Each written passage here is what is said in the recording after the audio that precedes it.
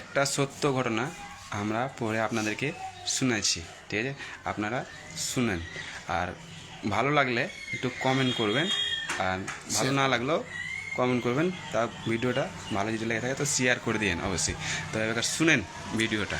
কে লিখছেন জানি না, কিন্তু লিখেছেন এমন এক সত্য যেটা প্রতিটি সন্তানের হৃদয়ে একদিন না একদিন কাঁপন তোলে। এমন সত্য যেটা পড়লে চোখ ভিজে আসে, বুক ভার হয়ে যায়, আর মনে হয় আমরা কি সত্যি বাবাকে বুঝেছি কোনো দিন? মা 9 মাস গর্ভে বহন করে, আর বাবা বহন করে পুরো জীবন।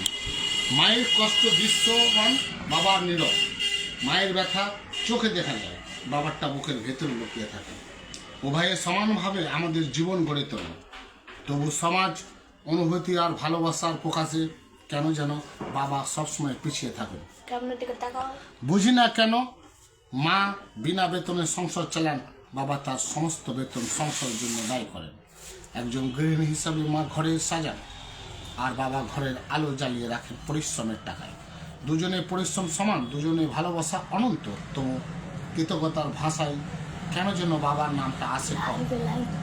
মা আমাদের পছন্দের খাবার রান্না করে, বাবা আমাদের সেই খাবার উপকরণ জোগায়। একজন ঘরের ভেতরে ভালোবাসা, আরেকজন ঘরের বাইরে যুদ্ধ, তবুও সমাজ বলে মায়ের ভালোবাসা বিশুদ্ধ, বাবারটা দূরত্বে ঢাকা। কিন্তু কেউ কি ভেবেছে বাবার ভালোবাসা দূরত্ব নয়, দায়িত্ব মাপা যায়।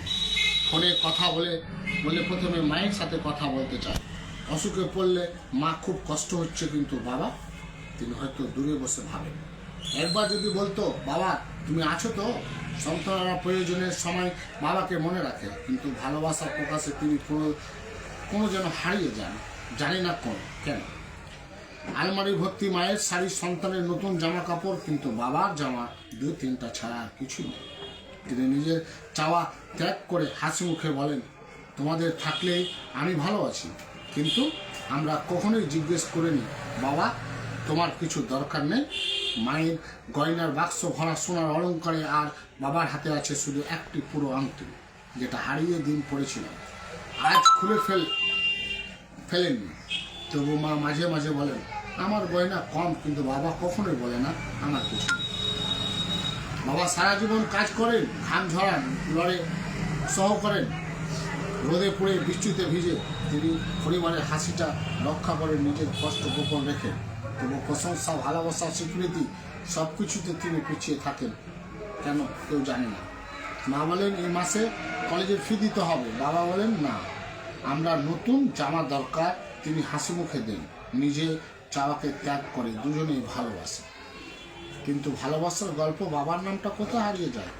বয়স বাড়লে সন্তান বলে মা ঘরের কাজে লাগে, আর বাবাকে বলা হয় বাবা এখন অকেজ। যে মানুষটা একটা জীবনের চাকা ঘুরিয়েছে, সে মানুষটা একদিন বলা হয় বোঝা। কতটা নিষ্ঠুর এই বাস্তবতা।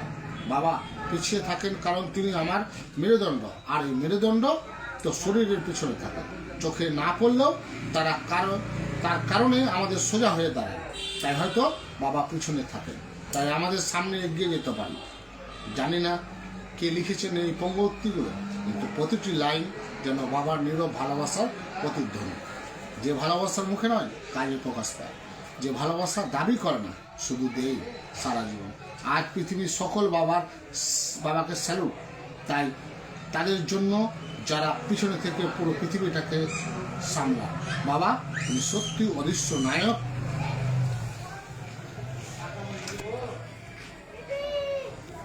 হ্যালো, এখানে পাঠাস না, পরে এটা রিকোয়েস্ট করবি দুপুরবেলা, এখন সব চেয়ে আছে কি করলে দেখবে বলে।